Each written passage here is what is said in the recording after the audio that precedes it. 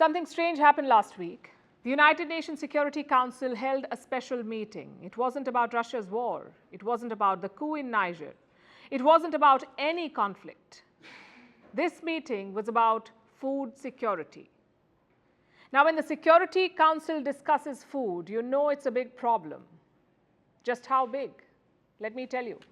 Around 780 million people in the world are hungry. 780 million are hungry. That's 1 in 10 people. They don't know where the next meal is coming from.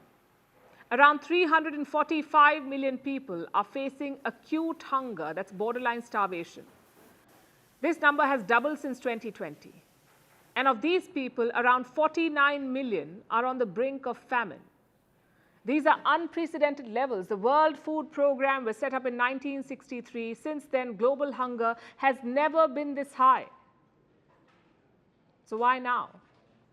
Well, one reason is the population. When overall population rises, so does the hungry population. But that alone is not causing this. Two man-made problems are fueling this crisis: conflict and climate change. Around 70% of the hungry population lives in regions affected by war, places like Yemen, Congo, Chad, Niger. It's a fact of life. Where there is war, there is hunger. And the war in Ukraine is making things worse. Ukraine makes up around 10% of global wheat exports, plus around 15% of corn exports. Most of this went to the developing world, but it's not going there anymore. Last month, Russia withdrew from the Black Sea grain deal. They've stopped Ukraine from exporting food, and this is the result: a resurgent food crisis. Wheat prices are up nearly 10%. Millions of tons of wheat are stuck in Ukraine. Think about how absurd that is. 780 million people are hungry, yet wheat is just rotting away because of war.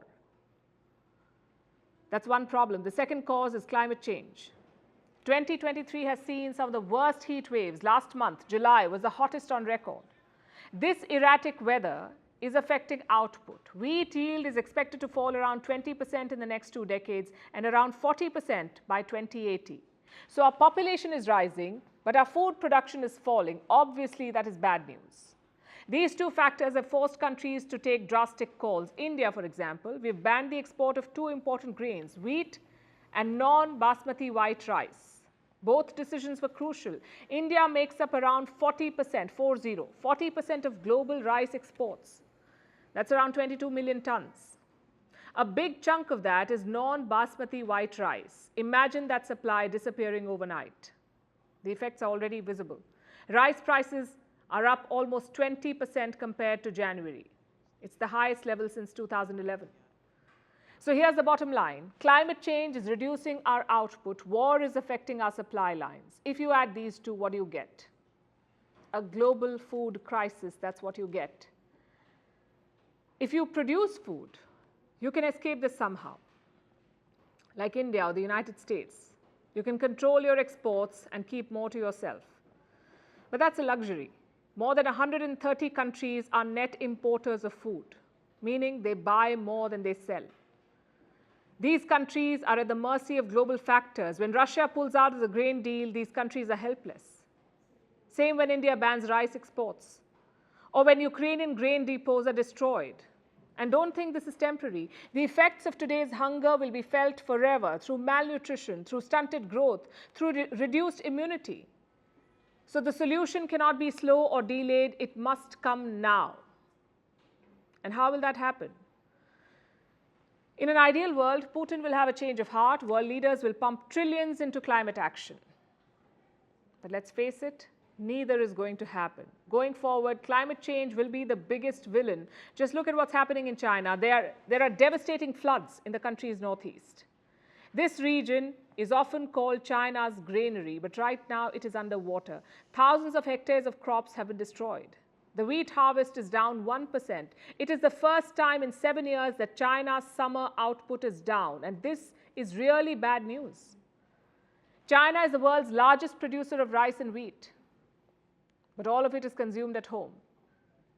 In fact, even the local production is not enough. China ends up importing food anyway. It is a net importer of food items. The good news is Beijing has the means. They have the money to buy food from abroad, but many countries in Africa and Asia do not have that luxury. They don't just need food, they need affordable food. It's one area where the world is going backwards. We actually made some great progress in the last 50 years. In 1970, around 33% of people in developing countries were hungry. By 2015, this number was down to 12%, from 33 to 12%. How did we achieve that? Through consistent investment. But those gains have been eroded in the last 3 years. Global hunger has risen 119%, 119% since the pandemic. How do we correct this? By investing more money. In this case, throwing money at the problem is important. Whether it's climate action or buying food grains or investing in new technology, we need that money. We're not investing enough money. Last year, the United Nations raised around $14 billion to feed the hungry. It was an all-time record, 14 million. But guess how much the target was? 40 billion. 40. I know it's a lot, but if governments want to, they can spare this money. If you take out 5% of America's military budget, you can end hunger for 1 year, just 5%. Also, oil companies, they made $100 billion in profits in the first quarter of 2023. That's $100 billion in 3 months. So don't think money is not available. It's all about priorities.